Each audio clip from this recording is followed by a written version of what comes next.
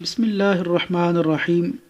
رسول اکرم صلی اللہ علیہ وسلم نے ایک دفعہ صحابہ کرام رضی اللہ عنہم سے ارشاد فرمایا، تابعین میں سے ایک بزرگ ہیں جن کا نام اویس ہے، وہ اپنی والدہ کے ساتھ حسن سلوک کرتے ہیں، اگر وہ اللہ کے بھروسے پر قسم کھا بیٹھیں تو اللہ تعالیٰ وہ قسم پوری کر دیتے ہیں۔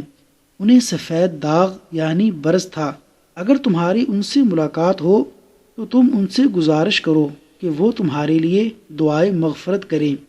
رسول اکرم صلی اللہ علیہ وسلم کے وصال کے بعد جب سیدنا عمر بن خطاب رضی اللہ عنہ کا خلافت کا وقت آیا تو ان کا معمول یہ ہو گیا کہ ملک یمن سے کوئی قافلہ آتا تو آپ قافلے والوں سے پوچھتے، کیا تم میں اویس بن عامر ہیں؟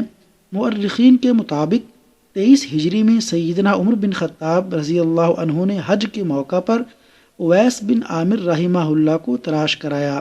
پھر جب اویس بن عامر رحمہ اللہ حاضر ہوئے تو آپ نے ان سے دریافت فرمایا، کیا آپ اویس بن عامر ہیں؟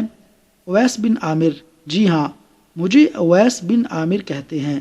عمر بن خطاب: آپ کی والدہ زندہ ہیں؟ اویس: جی ہاں۔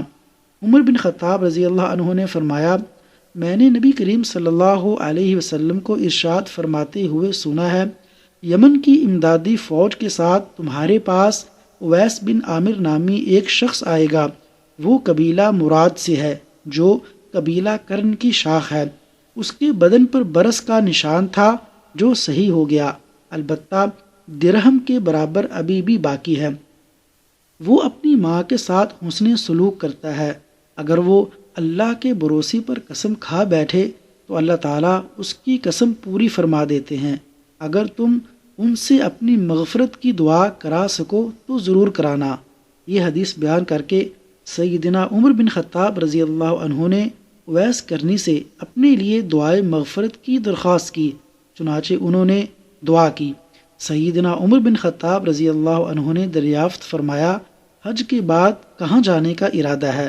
اویس: کوفہ جانا چاہتا ہوں۔ عمر بن خطاب: میں آپ کے بارے میں کوفہ کے گورنر کو نہ لکھ دوں کہ وہ آپ کی خدمت میں کوئی کسر نہ چھوڑے؟ اویس کرنی: مجھے کمزور اور گمنام لوگوں میں ہی رہنا زیادہ پسند ہے۔ سامعین، ذرا والدہ کے ساتھ حسن سلوک کرنے والے کی فضیلت اور اس کے مقام و مرتبہ کا اندازہ کریں کہ سیدنا اویس کرنی جو صحابی نہیں بلکہ تابعی ہیں، رسول اکرم صلی اللہ علیہ وسلم صحابہ کرام کو ان سے دعائے مغفرت کرانے کا حکم دے رہے ہیں۔ فی الواقع سیدنا اویس کرنی کو یہ مقام و مرتبہ اپنی ماں کے ساتھ صلہ رحمی اور حسن سلوک کی بدولت ہی ملا تھا۔ اللہ تبارک و تعالی والدین کی قدر کرنے اور ان سے حسن سلوک سے پیش آنے کی توفیق عطا فرمائے، آمین۔